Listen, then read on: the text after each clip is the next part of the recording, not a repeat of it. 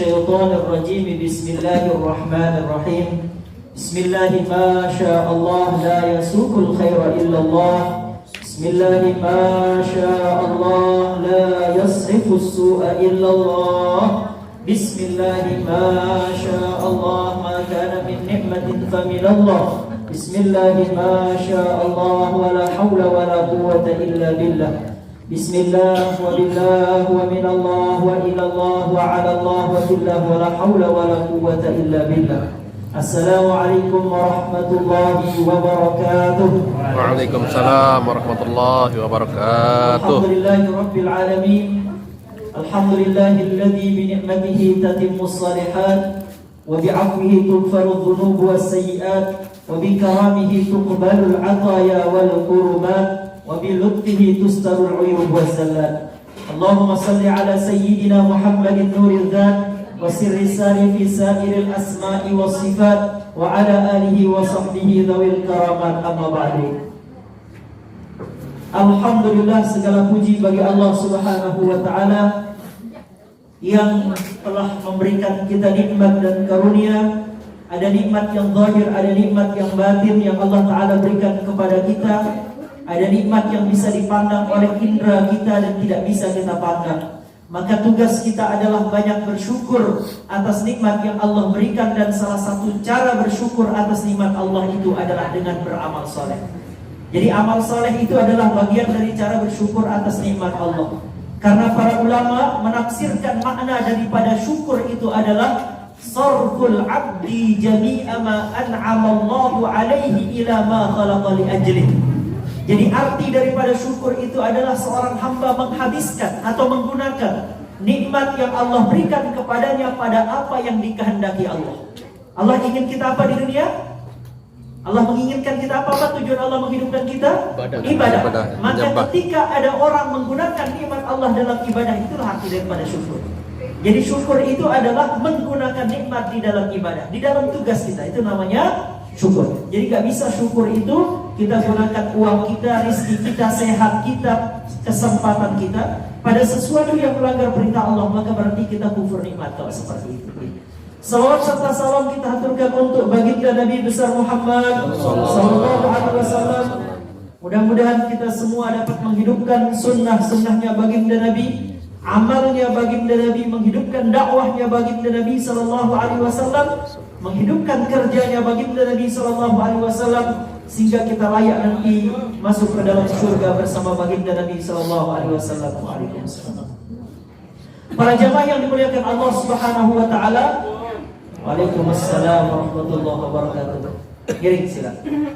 Para jamaah yang dimuliakan Allah Subhanahu wa taala, alhamdulillah pada kesempatan yang lalu kita sudah membahas panjang lebar tentang haji ya. Kemarin alhamdulillah ya. Nah, dari sudut pandang fikih kita sudah membahas tentang haji. Dari sudut pandang tasawuf sedikit kita sudah membahas tentang haji.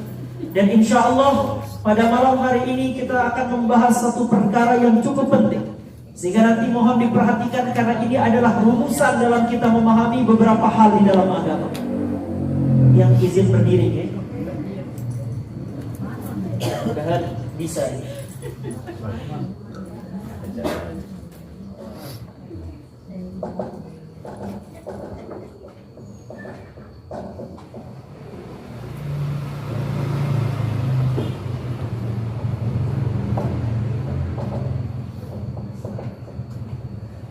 Bisa dibaca? Di dalam agama itu ada dua perkara yang perlu diperhatikan. Ada yang disebut dengan tauqifi, ada yang disebut dengan ijtihadi. Yang pertama tauqifi, ijtihadi. Nah, sekarang kita jelaskan satu-satu. Ini adalah rumusan penting yang perlu kita pahami di dalam kita beragama. Kenapa ini menjadi penting? Karena kalau kita sudah paham ini, maka kita akan melihat di dalam agama itu kita sedang berada di dalam rel yang benar atau kita berada di dalam rel yang salah. Karena di dalam agama ini ada perkara yang disebut dengan perkara tauqifi, perkara yang datang dari Allah dan Rasulnya dan tidak bisa diganggu-gugat oleh siapapun dari manusia. Perkara yang telah ditetapkan oleh Rasulnya Allah Subhanahu wa Ta'ala, yang tiada seorang manusia pun boleh merubah apa yang telah ditetapkan oleh Allah dan Rasulnya. Itu namanya tauqifi. Allah Subhanahu wa Ta'ala menetapkan rukun Islam ada 5. Bisa dirubah? Kalau ada orang yang merubah rukun Islam menjadi 6, berarti orang itu sesat dan menyesatkan. Kalau ada orang yang merubah rukun iman jadi 5 sekarang, padahal tadinya rukun iman itu ada 6, kira-kira orang itu sesat menyesatkan. Maka perkara-perkara tauqifi di dalam agama ini adalah perkara yang penting untuk kita pahami. Tadi rukun Islam ada 5, satu apa? Syahadat. Sekarang syahadat itu sudah ditentukan oleh Allah dan Rasul, gak bunyinya? Asyhadu an la ilaha illallah wa asyhadu anna Muhammadar Rasulullah.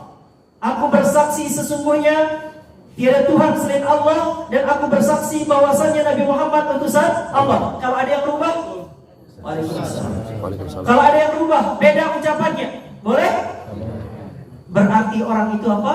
Sesat menyesat. Ini mohon diperhatikan. Kemudian yang kedua, contoh perkara tauqifiyah itu adalah salat, karena dia masuk dalam rukun Islam, salat. Yang mana salat itu telah ditetapkan Allah dan Rasulnya. Bahkan baginda Nabi menerima perintah salat itu dalam perjalanan Isra wal Mi'raj, perjalanan yang istimewa. Kalau wahyu yang lain baginda Nabi terima di bumi, tapi khusus perintah salat diterima di atas satu tempat yang dinamakan dengan Mustawa, tempat yang berada di atas Sidratul Muntaha. Di sanalah baginda Nabi menerima perintah salat, yang mana salat telah ditetapkan oleh Allah dan telah ditetapkan oleh baginda Nabi besar Muhammad sallallahu alaihi wasallam. Salat itu ada 5 waktu: subuh, zuhur, asar, maghrib, isya. Salat itu rakaatnya ditetapkan Allah, ditetapkan oleh Rasulnya. Sehingga kalau misalnya ada orang salat subuh 3 rakaat karena saking semangatnya salat, boleh enggak?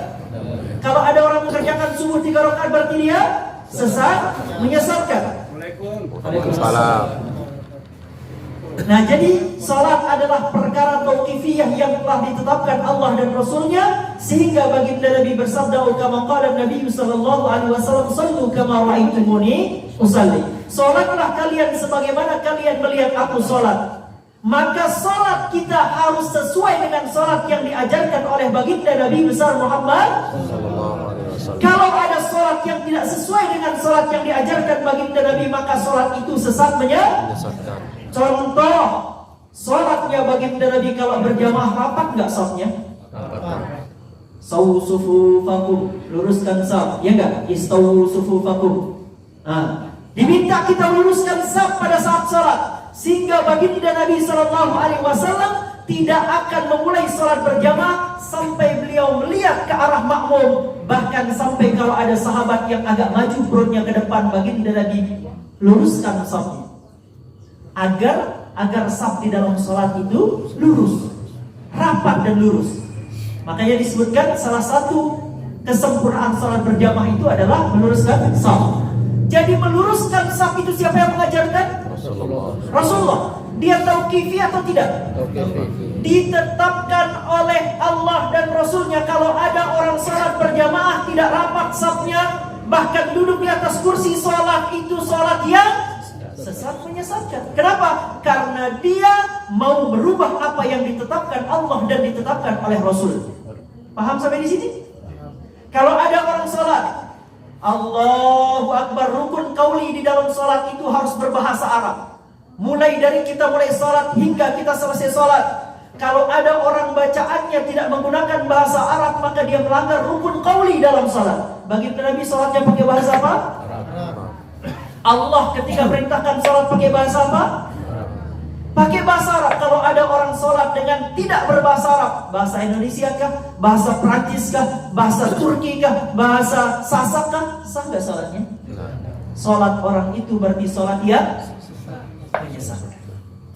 Ini perhatikan, biar paham dulu mana yang disebut tauqifi dan mana yang disebut ijtihadi.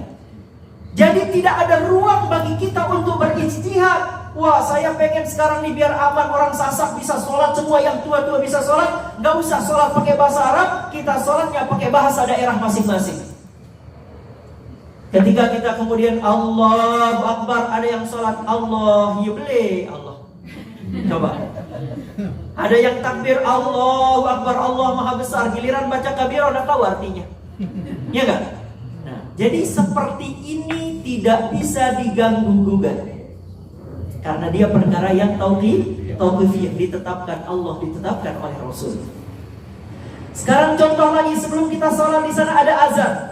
Azan itu dikumandangkan. Azan itu kira-kira ditetapkan atau tidak oleh Rasulnya? Bahkan baginda Nabi SAW sampaikan tentang bagaimana mengumpulkan orang untuk melaksanakan sholat. Itu sampai ada yang mengusulkan kita pakai lonceng ya Rasulullah. Kalau pakai lonceng kita sama dengan orang Nasrani. Kita pakai api ya Rasulullah, kita sama dengan orang Majusi. Maka akhirnya kemudian para sahabat pada malam hari itu tidur, ada sahabat yang mimpi. Dan sesuai dengan apa yang diperintahkan oleh Allah kepada baginda Nabi, sehingga muncullah model azan yang kita baca sekarang. Itu ditetapkan apa tidak? Ditetapkan Allah, ditetapkan Rasul. Nah sekarang kalau ada orang azan tidak sesuai dengan apa yang ditetapkan, contoh tiba-tiba datang, hei para hadirin, Allahu Akbar, Allahu Akbar, Allah Maha Besar, Allah Maha Besar, dirubah azannya. Hayya 'alas salah, mari kita salat. Hayya 'alal falah, mari kita menuju kemenangan. Misal dirubah oleh mereka, boleh enggak? Maka itu sudah sesat, menyesatkan. Maka jangan sekali-kali mengganggu perkara-perkara tauqifiyah di dalam agama. Kemudian yang ketiga adalah zakat. Zakat itu perkara tauqifiyah, ditetapkan Allah. Zakat mal. Ada zakat fitrah yang kemarin sudah kita bahas. Zakat ada dua. Zakat fitrah itu zakatul badan. Yang kedua zakat mal. Zakat mal punya turunan. Ada zakatul zira'ah. Ada zakat-zakat yang lain, zakat profesi dan lain sebagainya. Itu turunan dari zakat mal. Itu ditetapkan siapa? Allah dan Rasulnya yang menetapkan. Kemudian yang keempat, puasa di bulan Ramadan. Sebulan penuh kita berpuasa. Kira-kira kalau ada saya mau puasa sebulan penuh di bulan Syawal, nggak usah di bulan Ramadan, boleh nggak? Jadi puasa adalah perkara yang ditetapkan Allah dan Rasulnya. Dan puasa kemarin sudah kita jelaskan.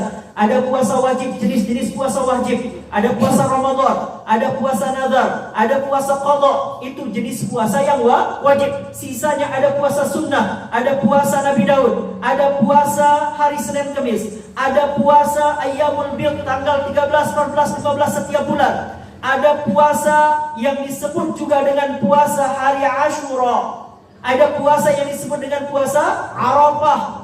Saat orang kumpul wukuf di Arafah, di sana kita berpuasa. Dan itu semua puasa sunnah. Kalau ada orang berpuasa memasukkan puasa sunnah baru, mohon maaf, ada contoh misalnya puasa putih, gak makan selain nasi putih. Kira-kira puasa itu ikut sunnah Nabi atau tidak? Berarti tidak mengikuti sunnah Nabi. Silakan ia berpuasa, tapi jangan masukkan puasa itu dalam puasa agama. Karena agama tidak pernah mengajarkan puasa seperti itu. Mungkin itu puasanya orang yang cari kesaktian. Mungkin itu puasanya orang yang ingin kebal. Berbeda dengan puasa kalau kita ingin beribadah kepada Allah, harus tunduk pada apa maunya Allah, apa maunya Rasulullah. Paham di sini? Jadi kalau ada yang nawarin, kamu kalau mau kebal puasa seperti ini, berarti puasa itu puasa kebal, bukan puasa ibadah. Karena ibadah itu tauqifiyah. Sampai di sini Pak?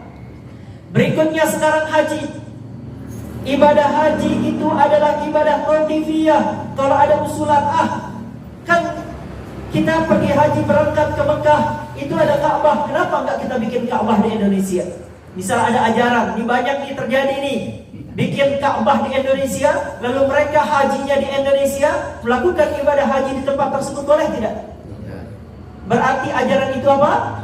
Sesat, menyesatkan. Kenapa? Karena ia merubah apa yang menjadi ketetapan Allah dan ketetapan Rasulnya. Nah, ini sedang banyak terjadi sekarang. Orang ingin merubah apa yang menjadi ketetapan Allah, ketetapan Rasulnya.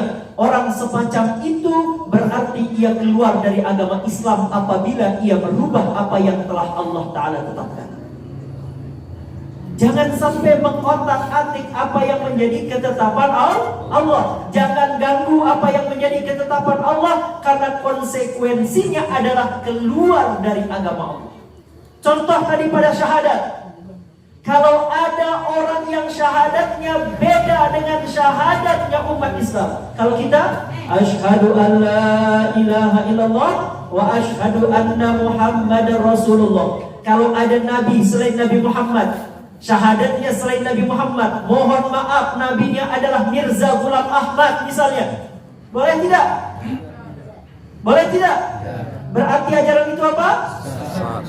Karena nabinya bukan Nabi Muhammad, tapi nabinya adalah Mirza Ghulam Ahmad, orang India yang dibentuk oleh Inggris untuk menghancurkan Islam di India. Sehingga mereka bersyahadat dengan syahadat seperti itu. Apa artinya? Mereka sudah keluar dari tauqifinya Allah dan Rasulnya, sehingga mereka hukumnya adalah keluar dari agama Islam. Maka mereka tidak boleh membawa nama Islam dalam ajaran mereka. Kalau dia mau bawa, silahkan dia mau bernama aliran apa saja, asal jangan Islam. Karena Islam punya aturan. Islam itu tauqifiyah. Itulah yang juga terjadi pada orang Syiah. Orang Syiah itu apa? Dia melanggar perkara-perkara tauqifiyah. Nabi kita siapa? Kalau ada yang nolak Nabi Muhammad, kalau ada orang yang nolak sahabat Nabi Muhammad mengatakan, Nabi Muhammad mengatakan ya, aku tinggal dia dalam satu hadis menyebutkan ya, la tattabi'anna sunana man kana qablakum shibran bi shibrin dhira'an bi dhira'in hatta law dakhalu juhra dhabbin la dakhaltumu. Suatu saat kalian akan mengikuti ajaran orang sebelum kalian sampai kalian tersesat masuk lubang biawak. Lalu baginda Nabi berpesan kepada kita, ikutilah sunnahku, alaikum bi sunnati wa sunnatil khulafa'ir rasyidin al-mahdiyyin, dan ikutilah sunnah para sahabatku, yaitu khulafa'ur rasyidin. Ikuti sunnah mereka. Abdu 'alaiha bin nawajid, kalian gigit tali itu dengan gigi geraham kalian, jangan lepaskan. Paham artinya? Jangan tidak mengikuti khulafa'ur rasyidin, Abu Bakar, Umar, Utsman, Ali dan Hasan bin Ali. Sayyidina Hasan bin Ali itu khulafa'ur rasyidin. Kalau misalnya ada orang yang benci Abu Bakar, benci Umar, benci Utsman, benci keluarga baginda Nabi, melanggar tauqifiyah tidak? Dia melanggar perkara-perkara tauqifiyah, maka orang semacam itu kharijun minal Islam, tidak masuk dalam kategori Islam. Ini hati-hati ya. Sekarang mulai banyak orang pinter nih, orang yang sok pinter, bukan pinter beneran. Orang yang sok pinter berani merubah, mengotak-atik apa yang ditetapkan Allah dan Rasulnya, padahal dia sebenarnya tidak pintar. Sekarang ini karena terlalu gampang orang dapat gelar profesor, orang kuliah sekarang gampang aja dapat gelar. Ya, kita daftar kuliah langsung siapkan, langsung bikin skripsi, siapkan dari awal bikin tesis, siapkan dari awal bikin disertasi, tinggal terima gelar saja. Gelarnya menumpuk tapi tidak paham dia. Perkara agama, sehingga sekarang banyak orang bergelar embel-embel, banyak banget gelarnya, tapi menyesatkan umat. Kenapa? Karena mereka dengan gelar itu ingin mendapatkan legalitas untuk dianggap ucapannya sebagai sebuah kebenaran. Maka hati-hati. Sekarang tidak mudah ya. Tadi kembali kepada prinsip tauqifi. Agama itu tauqifi ya. Jadi sudah ditetapkan Allah, ditetapkan Rasul. Jangan sampai kemudian di otak-atik. Kemudian berikutnya ada perkara namanya ijtihadi. Perkara ijtihadi adalah perkara di mana ada ruang bagi manusia untuk berijtihad. Ada ruang bagi manusia untuk berijtihad. Dan orang yang boleh berijtihad itu adalah orang yang harus memenuhi syarat ijtihad. Syaratnya banyak banget. Ini kalau zaman sekarang nyari orang yang memenuhi syarat sebagai mujtahid kayaknya susah. Makanya tidak bisa sekarang orang berijtihad secara personal. Tapi ijtihad yang harus muncul itu adalah ijtihad jama'i. Harus berkelompok berijtihad, karena satu orang tidak akan pernah bisa menjadi seorang mujtahid. Contoh, Imam Abu Hanifah, Imam Malik, Imam Asy-Syafi'i, Imam Ahmad bin Hanbal, itu namanya mujtahid mutlaq. Mereka memenuhi syarat sebagai orang yang layak berijtihad dalam perkara-perkara yang tidak ditemukan di zaman baginda Nabi. Sehingga mereka berijtihad, sehingga kemudian menuntut manusia untuk berjalan di atas sunnah baginda Nabi SAW. Di bawah mereka ada imam-imam. Contoh Imam Al-Ghazali. Imam Al-Ghazali itu seorang mujtahid, tapi dia namanya mujtahid mutlaq. Dia masih induk kepada pendapat Imam Asy-Syafi'i, namanya mujtahid muqayyad, terikat dengan Imam Syafi'i ya. Kalau tadi Imam Syafi'i mustahid mutlak, maka Imam Ghazali adalah mustahid muqayyad, mengikuti Imam Syafi'i. Imam Nawawi yang kita kenal, Imam Nawawi bukan Syekh Nawawi, termasuk Syekh Nawawi Al-Bantani, itu ngikutnya Imam Syafi'i. Kemudian Imam Nawawi yang kita kenal yang tidak menikah karena ilmu, maka beliau pun mengikuti pendapat Imam Syafi'i, namanya mustahid muqayyad. Okay? Jadi dia mengikuti pendapat di sana. Jadi ijtihad adalah ruang di mana manusia boleh berijtihad, boleh berpendapat. Contoh. Sekarang kita punya mushaf Al-Quran misalnya, mushaf. Ini mushaf Al-Quran itu sudah ditetapkan Allah apa ditetapkan oleh Rasulnya atau bagaimana? Nah, tidak ditetapkan Allah, tidak ditetapkan Rasul. Kemudian para sahabat beristihad. Ada yang kemudian menulisnya di pelepah kurma, ada yang menulisnya di daun kurma, di daun lontar misalnya. Ada yang menuliskannya di kulit hewan, misalnya kulit sapi, kulit unta ditulis. Sehingga akhirnya sempurnalah ijtihadnya para sahabat untuk mengumpulkan Al-Quran di zaman siapa? Di zaman Sayyidina Utsman bin Affan atas usulan dari Khalifah Umar bin Al-Khattab. Sehingga akhirnya sekarang mushaf kita dinamakan dengan mushaf Utsmani. Itu karena sempurna pengumpulannya itu di zaman Sayyidina Utsman bin Affan. Jadi mushaf Al-Quran seperti ini. Ini mushaf Al-Quran. Itu dulu Al-Quran tidak dimushafkan. Ini namanya mushaf. Ini bukan Al-Quran, tapi ini mushaf Al-Quran. Karena Al-Quran adalah kalamullah, dia bukan benda. Nih, tolong didengarkan.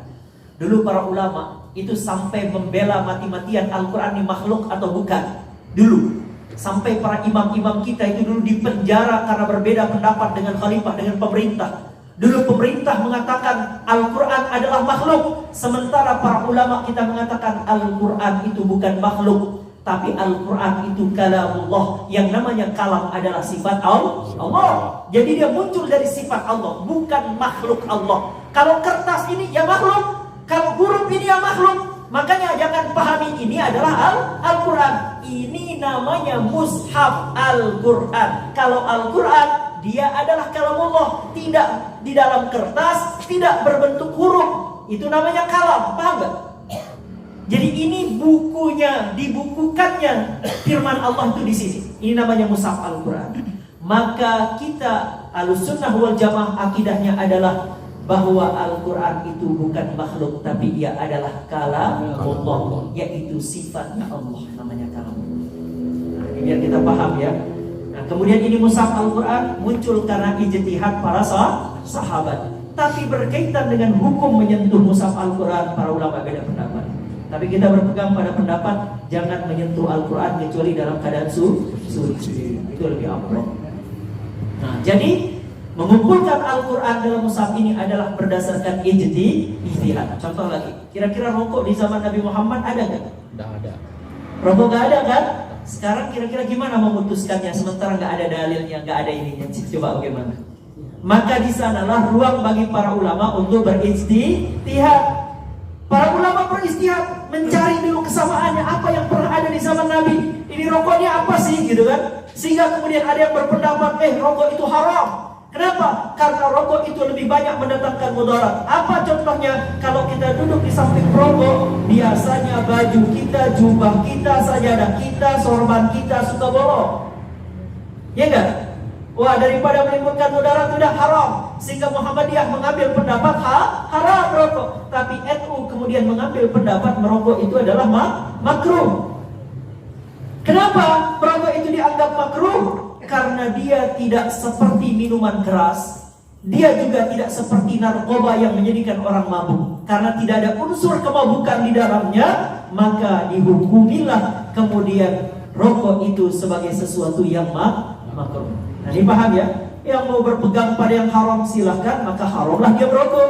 Siapa yang kemudian berpegang pada pendapat makruh, maka makruhlah dia kemudian merokok. Tapi jadi bahan pertimbangan. Syekh Hisham Qabbani Ar-Rabbani pernah menyebutkan tentang satu riwayat dari guru beliau yang menyampaikan tentang sejarah daun tembakau dan daun-daun yang lainnya, daun kayaknya daun cimeng dan sebagainya. Saya ceritakan kisah. Itu suatu ketika Iblis itu pernah mohon kepada Allah Ta'ala, ya Allah, izinkan saya untuk datang berjumpa dengan kekasihmu Muhammad. Maka kemudian Allah Ta'ala berfirman, aku izinkan engkau berjumpa kekasihku Muhammad. Ya Allah, izinkan aku untuk mengajukan beberapa pertanyaan kepada kekasihmu Muhammad ini.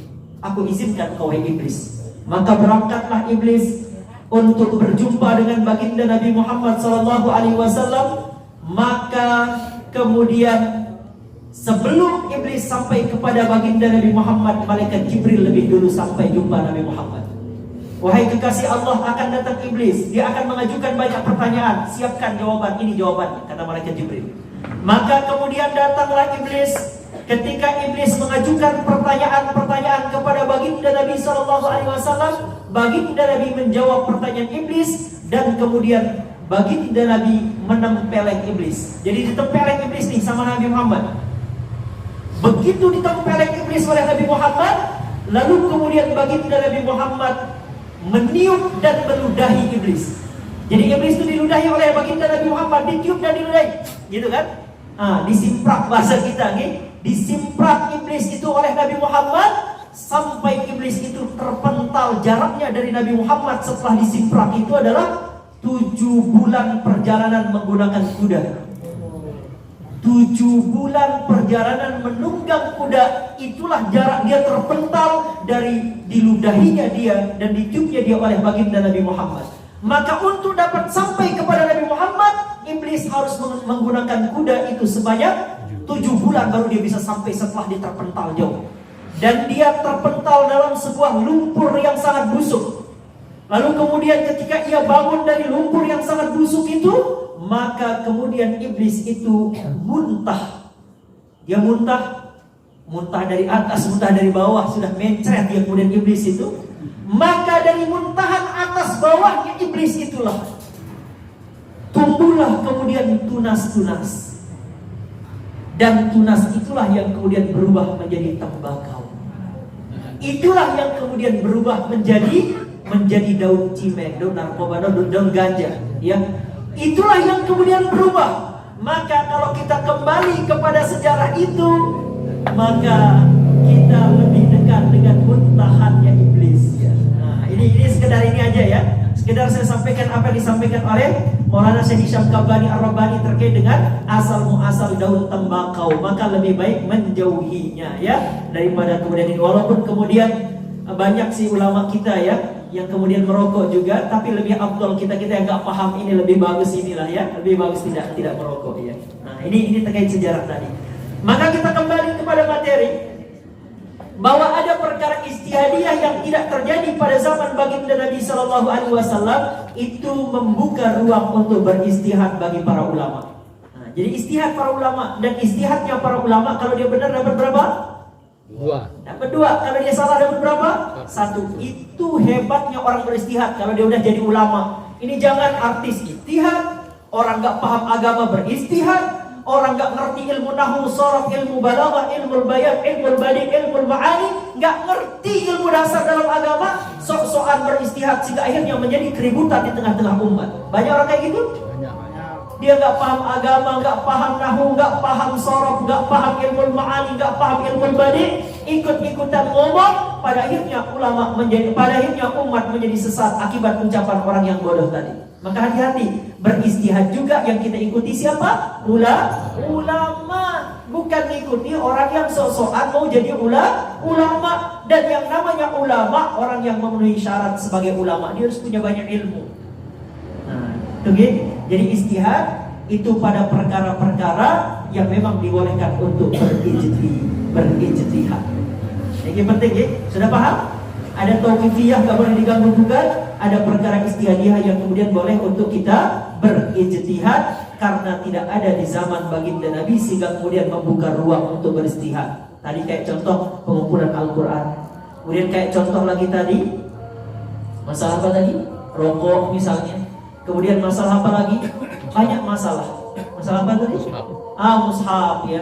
Jadi banyak sekali ya yang memang ruang untuk beristihad, tapi jangan ganggu-ganggu yang sudah tauqifi dalam agama ya. Ini sedikit yang sampaikan penting ya. Kemudian ada pertanyaan dari salah seorang jamaah kita muncul, Ustaz, Ini kan sudah dekat masanya untuk melaksanakan ibadah haji. Kalau misalnya pada saat saya melaksanakan ibadah haji itu wudu saya batal, bagaimana? Nah, jadi di antara semua rangkaian ibadah itu, baik kemudian pada saat kita menggunakan pakaian ihram, pada saat kita mabit, pada saat kita wukuf, itu adalah amal-amal yang tidak disyaratkan untuk kita berwudu. Itu bukan amal yang disyaratkan untuk kita berwudu, kecuali tawaf berkeliling Ka'bah. Jadi tawaf keliling Ka'bah itu jumhur ulama menyebutkan bahwa salah satu hal yang terpenting pada saat tawaf itu adalah wudu. Apabila ada orang batal wudunya, maka wajiblah bagi dia untuk kembali mengambil wudu. Terus bagaimana? Apakah dia mulai tawafnya dari awal? Kalau dapat 3 putaran, 4 putaran, wajib dimulai dari awal, apa mungkin lanjut? Sebagian mengatakan mulai dari awal, sebagian mengatakan lanjut. Kalau ternyata masih mungkin mulai dari awal, lebih baik mulai dari awal. Kalau ternyata memang darurat tidak memungkinkan, boleh dilanjut. Tapi kemudian contoh muncul pertanyaan, Ustaz, ketika kemudian kami tawaf, itu susah banget buat keluar karena jamaah banyak sekali. Di mana wudhu? Susah banget. Kami tidak akan bisa mungkin untuk dapat air wudhu. Maka apa yang dilakukan? Ad-darurat tubihul mahdurat. Maka dalam kondisi seperti itu kita berpegang pada pendapat ulama yang lebih ringan, yaitu apa? Bahwa tawaf itu boleh dalam keadaan tidak berwudu. Nah, paham ya? Tapi kalau masih mungkin wudu. Tapi kalau darurat tidak mungkin sama sekali untuk kita berwudu, maka kita ikuti pendapat ulama yang mengatakan juga tawaf itu tidak disyaratkan untuk kita berwudu. Oke, paham ya? Kemudian sa'i kita dari Safa ke Marwah itu boleh dalam keadaan gak wudu? Orang batal wudu boleh, karena dia tidak syaratnya untuk harus wudu, bukan syaratnya. Maka kalau ada orang batal umrah maupun haji, dia batal wudunya, lalu kemudian dia masih dalam kondisi sa'i dari Safa ke Marwah, boleh dia tidak berwudu, karena wudu itu bukan syarat, tapi lebih afdal ia ibadah dalam keadaan berwudu. Nah, sini paham ya? Siapa tahu nanti kita berangkat yang bareng. Nah, jadi perlu dipahami dari sekarang supaya nanti tidak was-was pada saat menjalankan ibadah ya. Wallahu a'lam bishawab. Silakan kalau ada pertanyaan kita diskusikan bersama-sama ya. Silakan. Sila. Karena ini menyangkut banyak pemahaman yang sedang berkembang. Sila.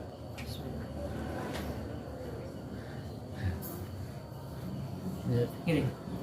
Mic-nya satu.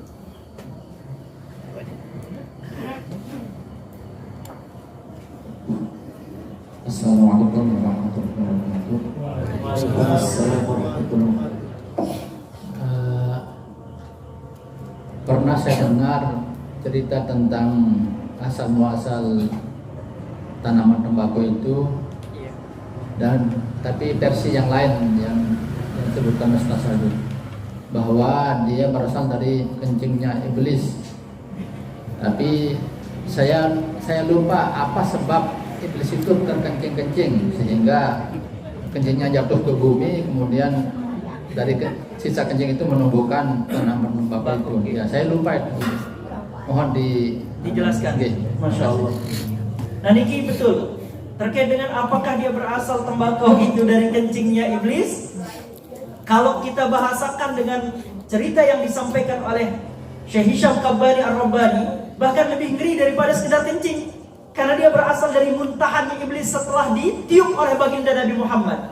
Dia muntah atas bawah. Paham atas bawah? Kalau muntah atas keluar mulut, kalau muntah bawah keluar mana? Lewat tubuhnya iblis. Coba bayangkan, berarti mencretnya, kencingnya, muntahnya campur jadi satu. Itulah yang kemudian berubah menjadi tunasnya. Tumbuhlah pohon yang menjadi tembakau saat ini ya. Itu ya. Jadi ada baiknya mungkin ya kita lebih bagus menjaga diri lah ya, daripada kemudian ini ya, daripada kemudian terkena oleh imbas tembakau. Masalah dia apakah betul memang seperti itu riwayatnya, Allah alam. Tapi karena yang menyampaikan ini adalah ulama, riwayatnya ada. Jadi kita sebaiknya untuk menghindarlah daripada ini ya. Meskipun mungkin masih ada yang berpegang pada tadi menganggap makruh. Makanya NU itu Nahdlatul Ulud, kata Syekh Ibrahim ya. Syekh Ibrahim mengatakan NU itu Nahdlatul Ulud, enggak mudud, enggak NU katanya. Jadi tadi ya, kalau dikaitkan bahwa dia bisa saja dari kencing iblis, dari kotoran iblis, bahkan dari muntahannya iblis. Tapi para ulama sepakat bahwa dia asalnya adalah dari sesuatu yang kurang baik di dalam diri iblis. Itu aja sih. Wallahu a'lam bishawab. Sila.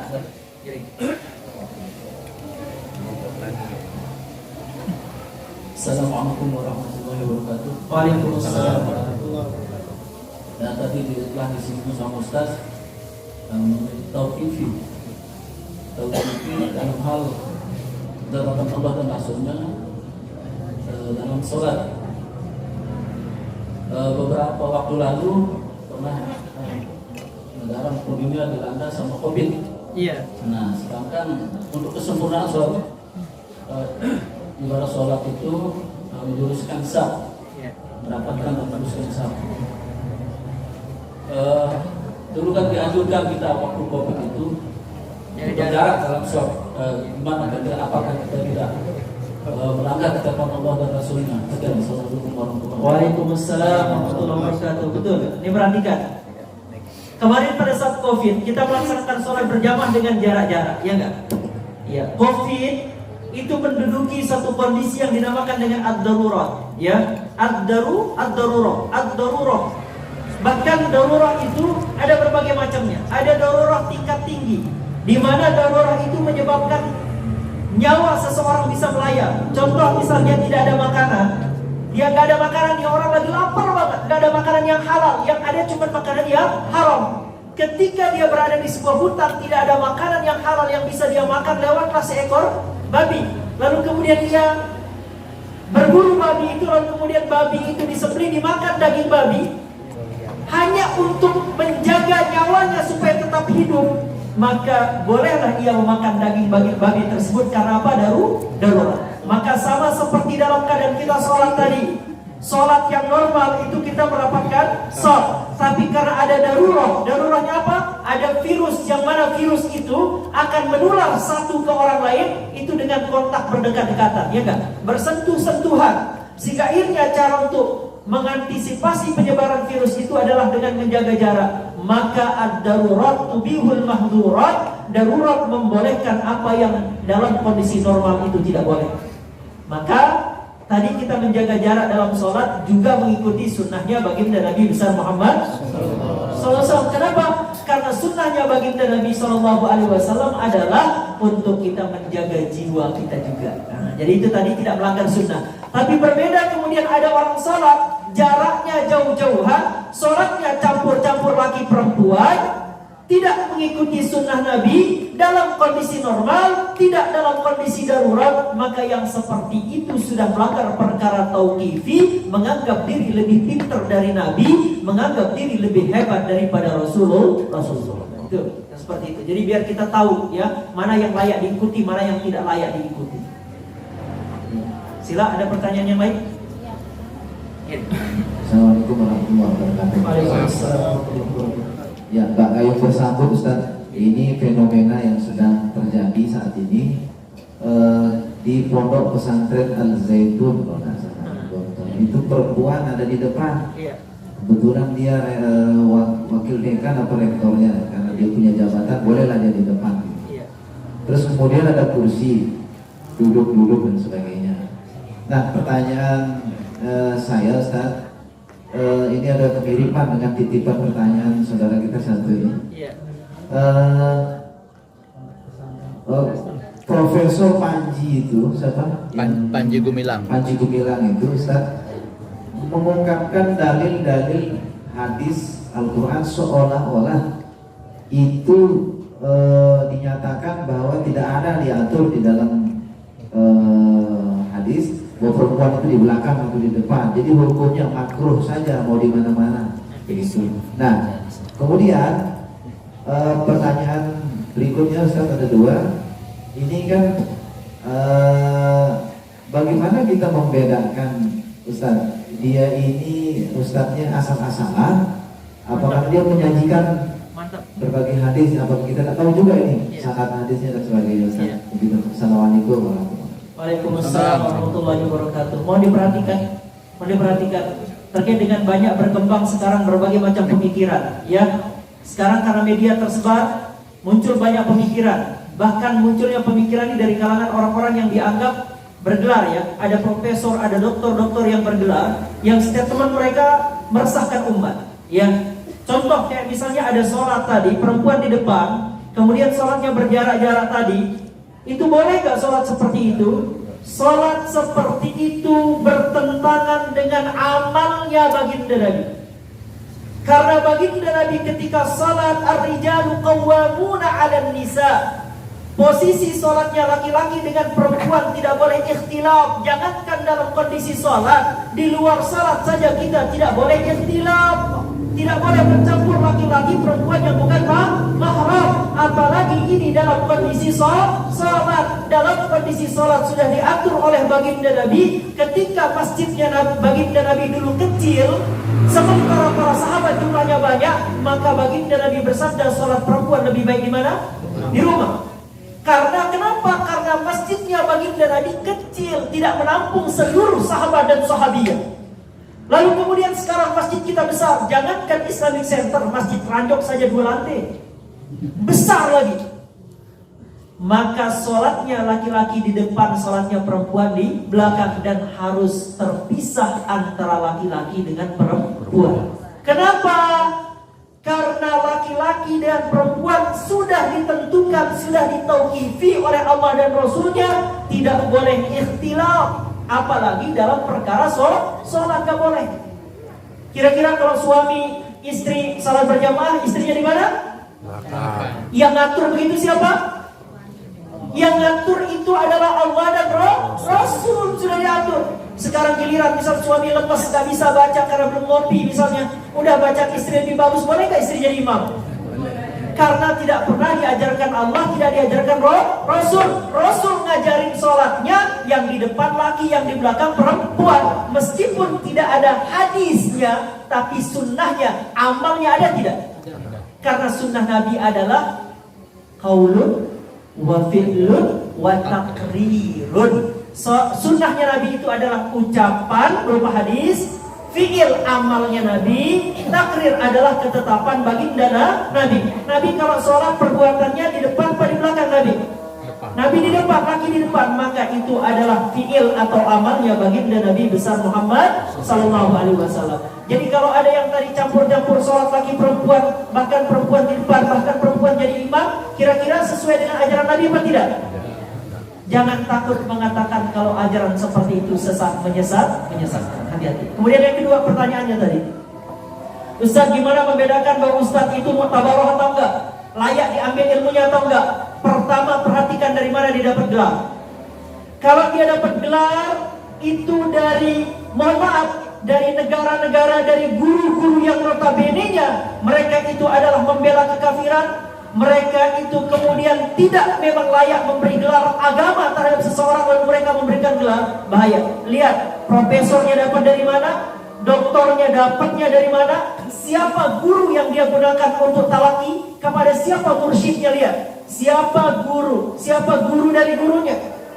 Itu diperhatikan. Kenapa? Karena sekarang gelar tidak menjamin orang itu kemudian menjadi sahih ucapan. Paham tidak? Gelar itu tidak menjamin seseorang untuk menjadi sahih. Sekarang doktor honoris causa bisa diberikan kepada siapa saja. Profesor sekarang bisa diberikan kepada siapa saja. Ya enggak? Banyak pengaruh kemudian akhirnya orang bisa diberikan gelar tersebut. Maka perhatikan dari mana dia dapat gelar, perhatikan kepada siapa dia berguru, perhatikan siapa orang-orang di belakangnya, maka kita akan tahu apa yang menjadi pemikiran dan tujuan dari orang tersebut. Sampai di sini paham ya? Jangan dia ngomongin agama tingkat tinggi ya, ngomongin agama tingkat tinggi, tapi ilmu nahu gak paham, ilmu tafsir Al-Quran gak paham. Baca ayat, ya ayyuhalladzina amanu idza qila lakum tafassahu fil majalisi fafsahu yafsahillahu lakum wa idza qila ansuzu fansuzu yarfa'illahu alladhina amanu minkum walladhina utul ilma darajat. Baca ayat itu aja nggak benar, menafsirkan juga nggak benar, nggak tahu membedakan mana dinamakan majelis, mana dinamakan sholat. Kalau yang dinamakan majelis, ini namanya majelis. Kira-kira kalau kita majelis pepet-pepetan nggak? Atau kalau ada orang datang kayak Pak Surya baru datang dikasih ruang nggak? Kasih. Dikasih. Apabila kalian berada dalam satu majelis lalu datang orang, wa idza qila ya ayyuhalladzina idza qila lakum ya ayyuhalladzina amanu idza qila lakum jadi ketika ada orang datang izin dong saya mau ini, saya mau duduk di majelis. Boleh nggak kita kasih ruang? Kira-kira kalau di dalam sholat ada orang datang nyenggol kita, minggir kita, boleh nggak? Maka bedakan mana disebut majelis, mana dinamakan sholat. Berbeda. Sholat bukan majelis. Majelis itu ya kayak gini, ini namanya majelis, tempat kita duduk. Kalau sholat bukan majelis, maka dia satu ayat saja tidak bisa dia pahami, apalagi banyak ayat yang lain. Makanya rugi orang tua selama ini menyekolahkan anaknya, bayar mahal-mahal hanya untuk merusak anak-anaknya. Wah, rugi dunia dan akhirat itu. Ya, udah bayar mahal, udah orang tua pontang-panting cari harta buat membiayai anak belajar, tiba-tiba anaknya dirusak. Wal iyazubillah, itu namanya sesat Ini bukan kata saya. Cek MUI sudah mengeluarkan statement dari dulu, udah lama. Tapi karena dia punya harta yang banyak, dia membackup salah satu bank, akhirnya kemudian masih tarik ulur. Ini gimana ini? Ya, Allah alam bisawab. Silakan mungkin satu lagi pertanyaan. Ibu, Silakan. Ini ada pertanyaan di depan. Gak apa-apa. Dia dengar yang lain. Jadi dengar sama ibu-ibu di atas. Assalamualaikum warahmatullahi wabarakatuh. Waalaikumsalam warahmatullahi wabarakatuh. Oke.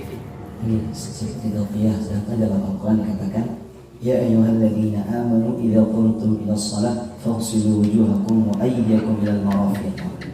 Seperti kata saat tadi tauqifiyah ini adalah suatu ketetapan dari Allah dan Rasulnya yang tidak bisa diubah.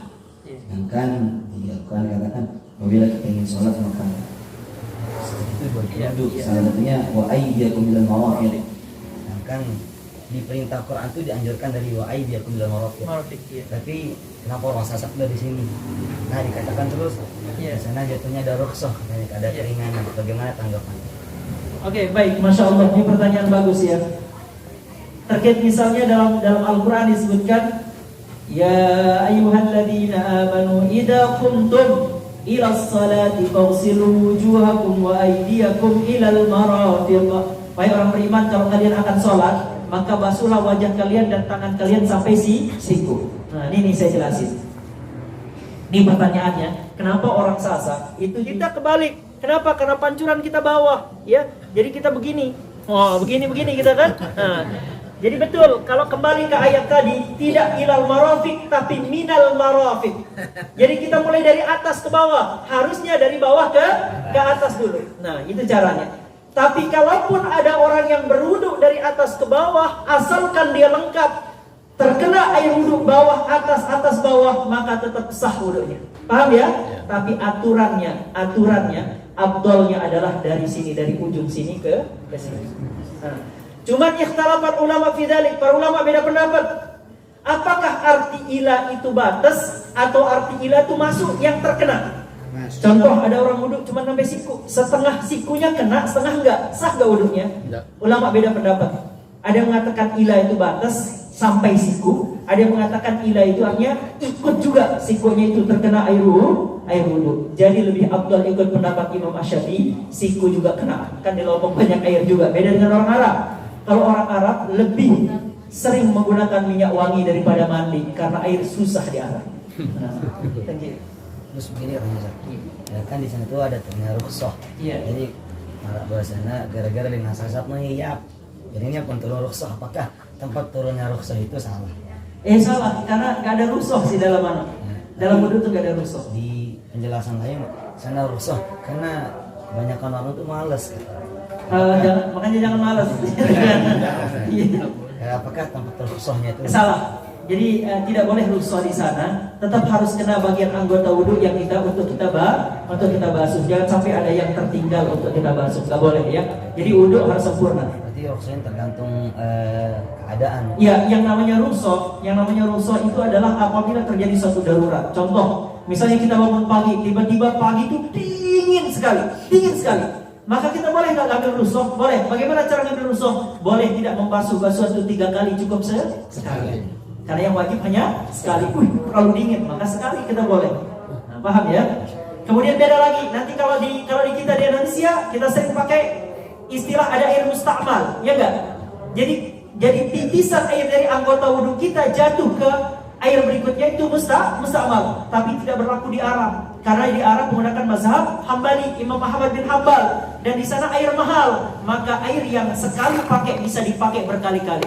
Misalnya kita mandi junub pakai air itu di ember, mau junub lagi mandi pakai air tadi, boleh kalau di Arab, tapi tidak berlaku di kita, nggak boleh. Karena itu namanya air paham? Nah, ini ya dibedakan ya. Ini adalah ijtihad para ulama ya. Nah, jadi ijtihadnya para ulama dapat berapa kalau benar? 2. Kalau salah dapat berapa? 1. Nah, itu kalau ulama, kalau tidak beristihad nggak akan benar. Itu kalau ulama, iya. Makanya kita ikut istihad. Ketika misalnya NU beristihad, ya dia dapat pahala walaupun salah. Muhammadiyah ketika beristihad, benar dapat 2, salah ya tetap dapat 1. Karena yang beristihad bukan individu, tapi yang beristihad itu siapa? Kelompok, jamaah. Nah, itu ya. Majelis. Ya, wallahu a'lam bishawab. Insyaallah nanti kita lanjutkan diskusi pada sholat. Ya. Demikian kita lanjut sholat, nanti kita diskusi. Aqulu qouli hadza hadanallahu wa iyyakum ajma'in ila sabilil muhtadin. Assalamualaikum warahmatullahi wabarakatuh. Waalaikumsalam warahmatullahi wabarakatuh.